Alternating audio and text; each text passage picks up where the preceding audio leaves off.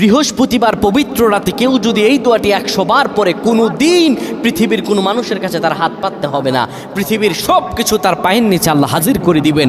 দারিদ্রতা থেকে মুক্তি দান করবেন, বিপদ আপদ থেকে মুক্তি দান করবেন, তার সম্মানকে সুউচ্চতা দান করবেন, অসুস্থতা থেকে দূরে রাখবেন। আল্লাহর অশেষ দয়া ও রহম তাকে দান করে দিবেন। সুবহানাল্লাহ। বৃহস্পতিবার রাত এটি গুরুত্বপূর্ণ রাত। এই রাত সপ্তাহে একদিন আসে। আরবিতে রাত আগে আসে, দিন পরে আসে। সুতরাং বৃহস্পতিবারের যে দিন গিয়ে রাত, এটি বৃহস্পতিবার রাত নয়, এটি শুক্রবারের রাত, এটি জুমাবারের রাত, এটি দোয়া কবুলের রাত, আল্লাহর কাছাকাছি হওয়ার রাত। সুবহানাল্লাহ।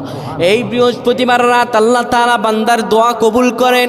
কেউ যদি বৃহস্পতিবার রাতে ঈশা নামাজের পরে পবিত্র হয়ে ইয়া হাইয়ু ইয়া হাইয়ু ইয়া হাইয়ু ইয়া রফিয়ু ইয়া রফিয়ু ইয়া রফিয়ু এই দোয়াগুলো পড়তে পারে 100 বার, আল্লাহ রাব্বুল আলামিন